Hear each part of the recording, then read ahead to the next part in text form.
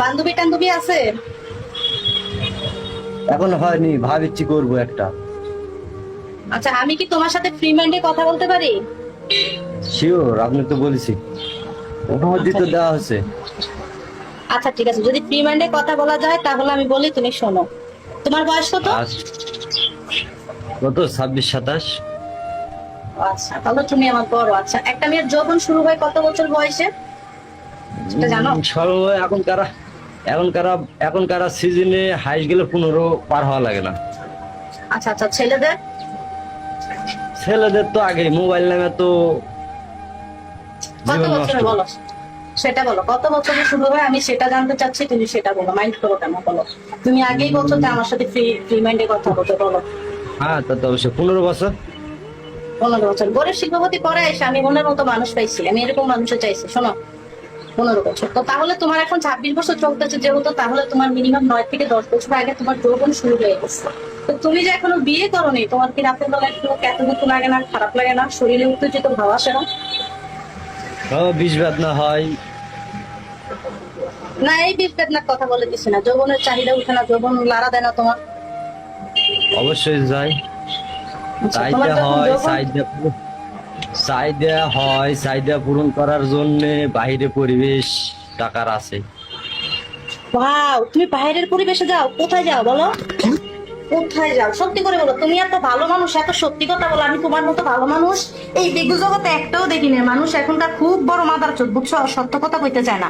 তুমি যে সত্য কথা কইছো তার জন্য তোমাকে লাখো সেলিউট।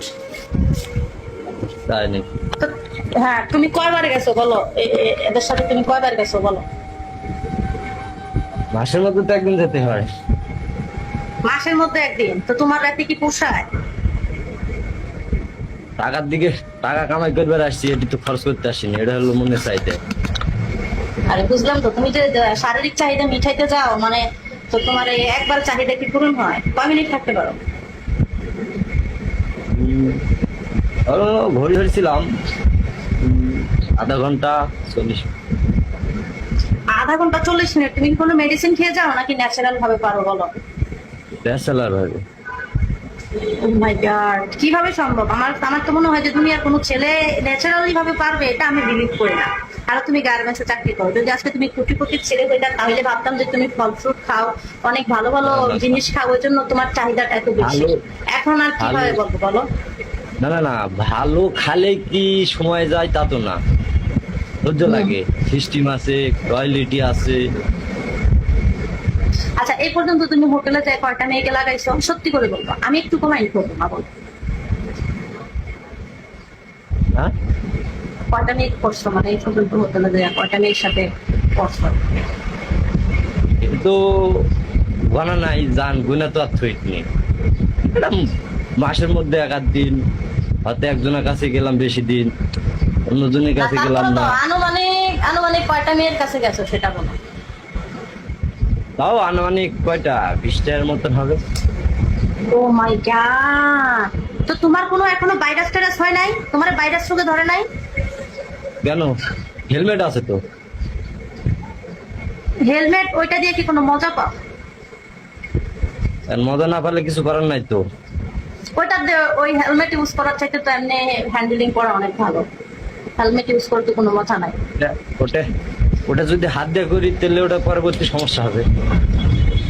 তো মাসে একবার করে তুমি থাকো কি হবে? তুমি তো পুরুষ না, তুমি যদি বুঝলা, কারণ একবার যদি এটার মজা পাওয়া যায় তাহলে এই মজা কোনো আর ছাড়া যায় না, ঠিক আছে? এটা যে কি শান্তির জিনিস তুমি বুঝবা না।